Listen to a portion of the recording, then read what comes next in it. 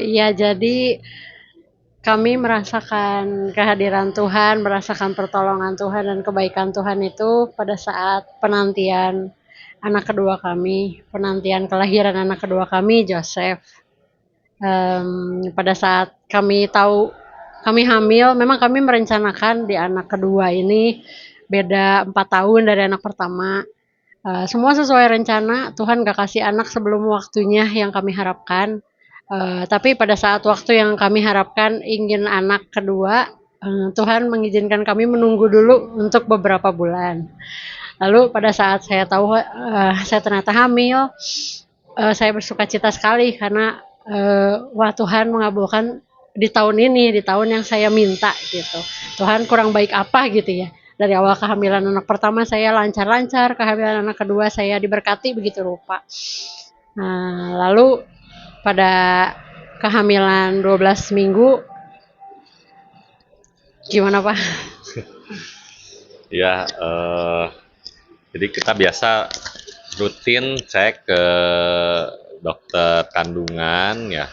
Nah di minggu ke-12 itu tiba-tiba dokternya eh, ngomong sesuatu gitu. Dia bilang katanya, Pak, Ibu, saya mau nyampaikan sesuatu tentang kondisi janin. Aduh, kita berdua udah langsung ini kaget banget, ada apa gitu ya. Dan ternyata dokter bilang anak ibu dan bapak ini ada indikasi Down syndrome katanya, karena ada penebalan di tengkuk. Nah, indikasi ini cuma ada atau terlihat di minggu ke-12 sampai ke-14 gitu. Nah, Sisanya itu udah nggak sidahnya nggak akan kelihatan gitu, betul. Nah, tapi dokternya bilang ya ini ada indikasi, cuma kita lihat lagi ya minggu depan, mungkin di minggu ke-13 atau ke-14 udah nggak ada gitu ya. Nah, waktu itu, aduh, yang kami berdua benar-benar shock gitu ya. Kok bisa kejadian kayak gini gitu ya? Kenapa sampai ada indikasi yang sangat tidak mengenakan gitu ya? Nah, selama 1 minggu itu kita berdua bergumul. Kita berdoa sama Tuhan, saya juga doa puasa gitu ya. Minta pertolongan Tuhan, semoga di minggu ke-13 nanti pas USG lagi tuh hasilnya oke. Nah, singkat cerita minggu ke-13 kita datang lagi ke dokter kandungan, dokter masih bilang ada indikasi gitu ya, penebalan di tengkuk, yang ini indikasi Down syndrome gitu. Tenang Pak katanya, kita tunggu lagi seminggu ke depan, di minggu ke-14 gitu. Nah, minggu ya di minggu yang ke-14 juga ternyata masih sama, dan dokter ngomong sebenarnya Bapak jangan terlalu takut juga gitu ya, karena indikasinya ini sebenarnya harus ada dua gitu, ada penebalan di tengkuk dan tidak ada tulang hidung gitu. Cuma kalau di foto USG tulang hidungnya nampak katanya, dokter bilang gitu. Jadi sebenarnya masih 50-50 gitu. Kalau mau pasti. Nah, kalau mau pasti, Bapak Ibu bisa cek air ketuban ke Singapura gitu ya. Nanti bisa ketahuan apakah ini Down syndrome atau enggak gitu. Bagaimana proses pertumbuhan itu? Ya kita sebenarnya kita tahu ya Down syndrome itu kan seperti apa. Jadi untuk memutuskan pertama kita memutuskan lahir apa enggak gitu ya. Karena apa ya? Kan berat ya membesarkan anak dengan kelainan, kondisi kelainan itu kan tidak mudah, dan itu kan tanggung jawab ya. Ya pertama kita tahunya pas begitu tahu tentu saja kita bertanya-tanya sih ya sama Tuhan, kok Tuhan izinkan ini terjadi. Saya rasa saya nggak sanggup gitu. Kalau sampai nanti harus membesarkan seperti itu dengan kondisi kita, saya takut nggak sanggup gitu. Kenapa sih Tuhan izinkan ini terjadi kepada kita? Dari mulai situ ya kita cari-cari sih, mulai cari-cari baca-baca tentang Down syndrome, terus tentang tes-tesnya gitu ya, Pak ya. Iya. eh, gimana nantinya kalau kita sampai melahirkan. Terus nggak banyak kita juga konsultasi sama teman-teman terdekat kita, sama saudara terdekat. Bahkan saudara-saudara terdekat pun mereka memberi opsi eh, yakin mau dilahirin. Apa nggak lebih baik mendingan nggak usah aja. Jadi maksudnya Gugurin. digugurin aja gitu. Tapi entah kenapa saya tuh dari awal memang di dalam kehidupan saya tuh tidak mau ada yang namanya menggugurkan kandungan gitu.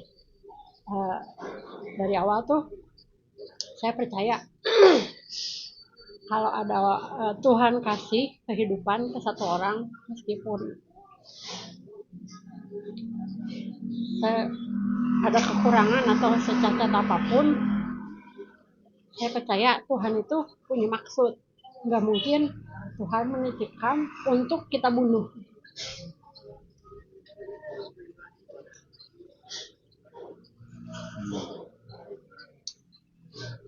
Jadi sejak awal sih saya, kalau dari saya pribadi, nggak ada opsi untuk digugurkan.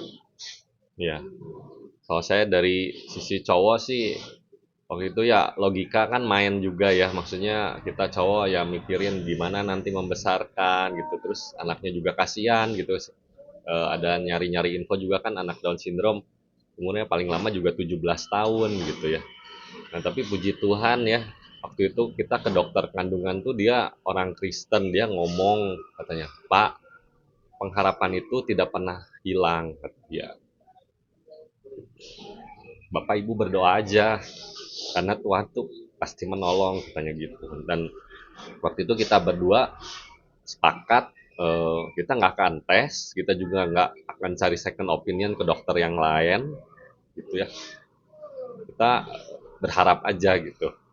Karena kalau berharap itu kan 50-50 ya, masih ada harapan oke, harapan dan hasil nggak oke gitu. Tapi kalau kita sampai tahu 99% 90% misalnya anak tahu kita bahwa divonis Down syndrome, bisa nggak gitu. kita bertanya-tanya bisa nggak kita punya iman yang sama pada saat kita mengetahui 50% ini.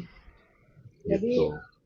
kita akhirnya memutuskan untuk Nggak akan tes dan nggak pindah ke dokter kandungan cari second opinion lain gitu. kita cuma Jadi berdoa. kita berdoa, puasa. Jadi dulu waktu itu saya apa ya, kalau di Alkitab apa, nasar gitu ya, bernasar gitu.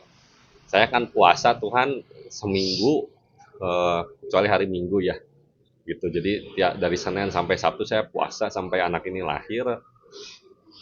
Tapi Tuhan tolong kabulkan doa ini gitu. Ya, kita lakukan bagian kita ya. Karena kita percaya Tuhan, kalau Tuhan berkenan, kami boleh meminta wujudkan keinginan kami. Tapi kalau sampai menurut Tuhan lebih baik, yang terjadilah gitu. Karena kami percaya kami itu ya ada Tuhan lah yang turut campur tangan dalam kehidupan kami. Jadi kita pasti bisa melaluinya gitu. Tapi bolehlah selama ini kita menanti, kita tolong dengarkanlah permintaan kami dan kesungguhan hati kami. Jadi kami memutuskan untuk berdoa. Kalau saya nggak bisa puasa, kalau suami saya kan bisa puasa. Jadi kita berdoa dan berpuasa sampai waktu kelahirannya tiba. Iya. Ya, kita bisa ya saudara bayangin juga selama 9, berarti kami menanti selama 6 bulan gitu ya. Kami berharap pertolongan Tuhan selama 6 bulan. Dan puji Tuhan, Tuhan kabulkan doa kami, Tuhan kabulkan permohonan kami. Joseph bisa lahir dengan normal. Sungguh pertolongan Tuhan nyata atas keluarga kami. Kapan ketika tahu bahwa pada saat lahiran kan saya lahiran normal, suami saya nungguin di sebelah saya. Gini, kalau mundur, ya mundur sedikit itu kalau menanti kelahiran di detik di yang terakhir akhir gitu ya, bulan-bulan akhir, hari-hari akhir, minggu-minggu akhir itu, sebenarnya kami selama kehamilan terakhir itu sudah dikasih kedamaian sama Iya Tuhan. benar. Bahkan lucunya itu eh, Sandi itu sampai lupa sebenarnya. Ini kita tuh bukan lupa, masalah itu tuh benar-benar sudah tidak menjadi beban hidup gitu. Meskipun kami terus doakan setiap malam, tapi bisa kita bekerja seperti biasa. Saya waktu itu juga masih bekerja gitu ya, masih bekerja seperti biasa. Dan pada saat detik-detik menunggu kehamilan itu saya di rumah sakit, saya kontraksi segala macam. Suami saya itu bisa, Sandi itu cuma konsen ke saya lahiran gitu.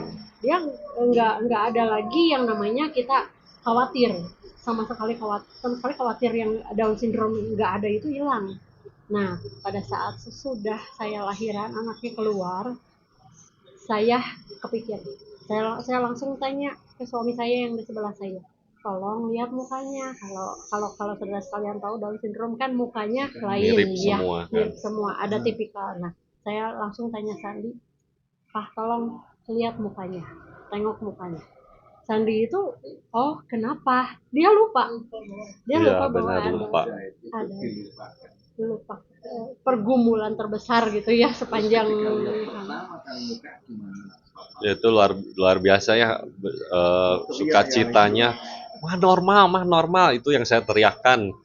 Eh, semuanya oke gitu kan.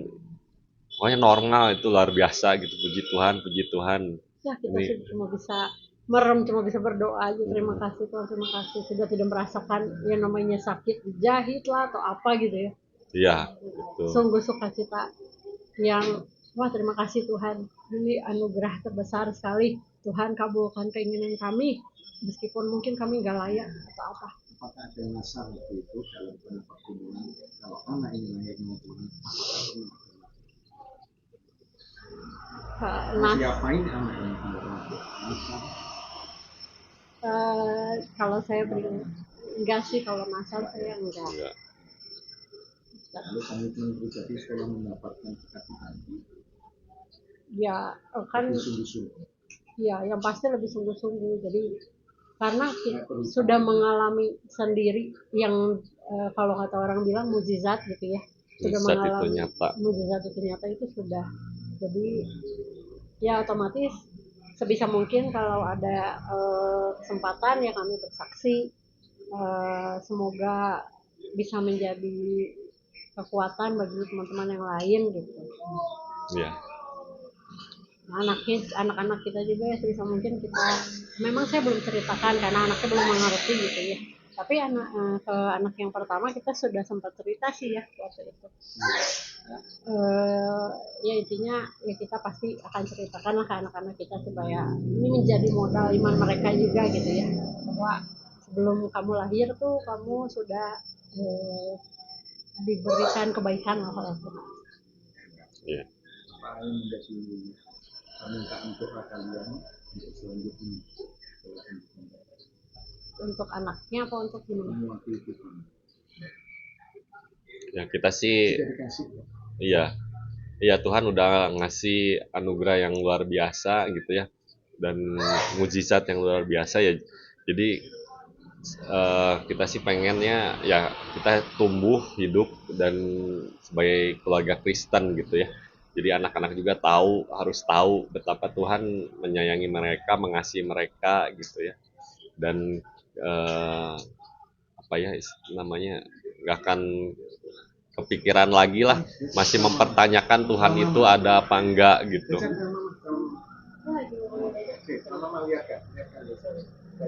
Ini Yosef anak yang ajaib. Nah ini anaknya Joseph. Sekarang anaknya ceria sekali. Umur 5 tahun. Halo gitu bilang. Ini mana semua? Ya, Gitu. oke. Terima kasih. Ya.